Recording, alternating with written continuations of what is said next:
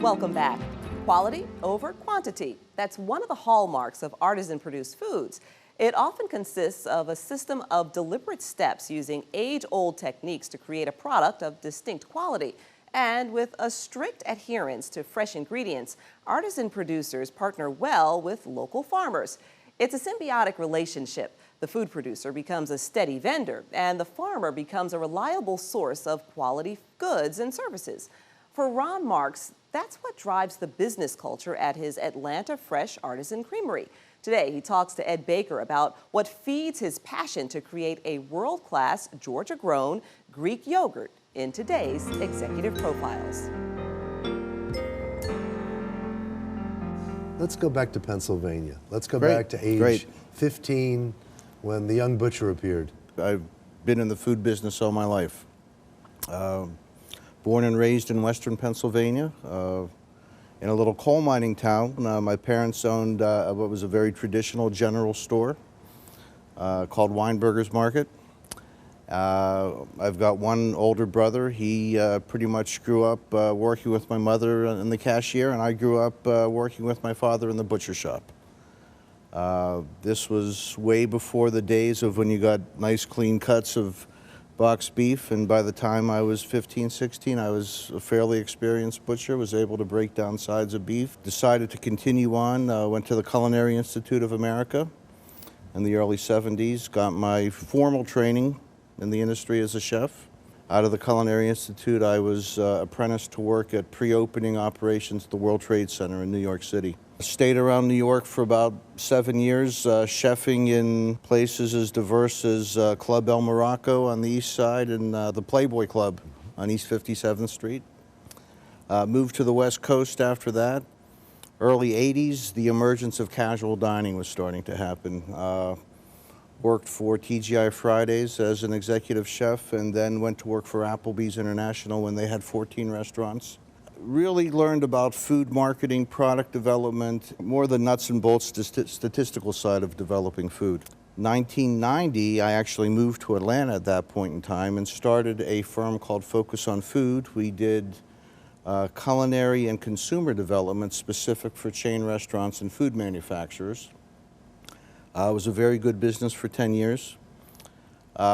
We had our challenge when the economy tanked in 2008, and I needed to reinvent the company. In 2008, 2009, I thought Greek yogurt and artisan dairy foods were really going to be a new booming segment, and I rolled the dice, and that was the genesis of Atlanta Fresh Creamery.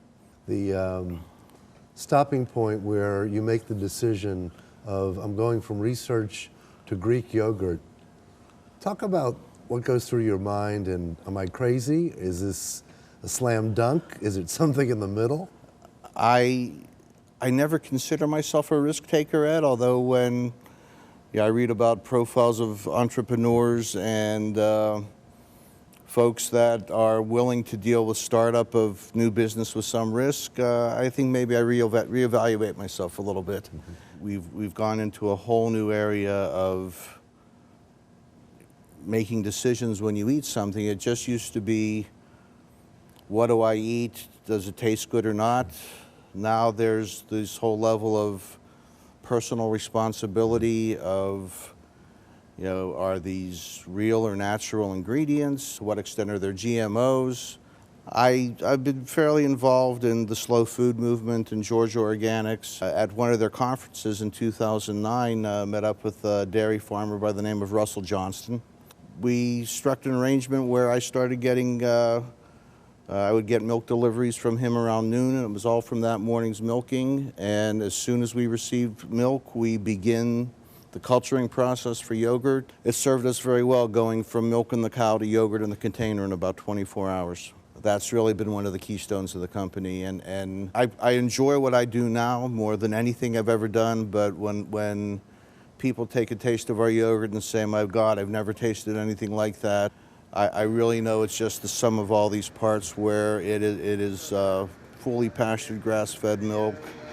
And I look at the best by date on it, and I say to them, this yogurt was milking the cow 6 or 7 days ago, and they're just stupefied. So how many products do you have in Whole Foods? How many locations are you in? How big is your business now? We make about 30 different products. Most of them are various flavors of Greek yogurt. We launched a product line of Greek yogurt salad dressings 2 years ago. Last year we launched a line of Greek yogurt cream cheeses. Really kind of diversifying our position to really experts in making a variety of cultured dairy from Greek yogurt. Whole Foods is our biggest customer, and we really have a wonderful relationship with them. When we were about a year old and looking to expand the facility, banks would not talk to us. Whole Foods has a program called the Local Producer Loan Program. They made us a loan that allowed us to expand our facility and very importantly allowed us to be able to sell our yogurt across state lines. They launched us nationwide and we are in 330 Whole Foods. Business literally doubled overnight. It has been a tiger by the tail. Last year we did about 1.8 million in sales. We're on track to double that this year to about 3.6. We are in a facility that most people are very surprised. We're in a very nondescript office park in Norcross, Georgia.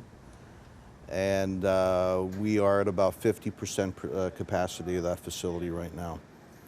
So we are thinking in about 2-3 years of contemplating our next move into a standalone separate manufacturing facility. Well, it is a great story. It is a great product. And congratulations to you. Thank you, Ed. Continued success. I really appreciate it. Thank you.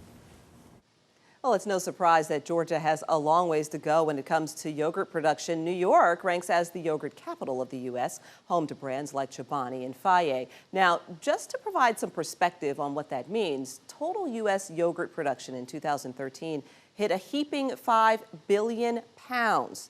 New York alone produced 740 million pounds. Well, next.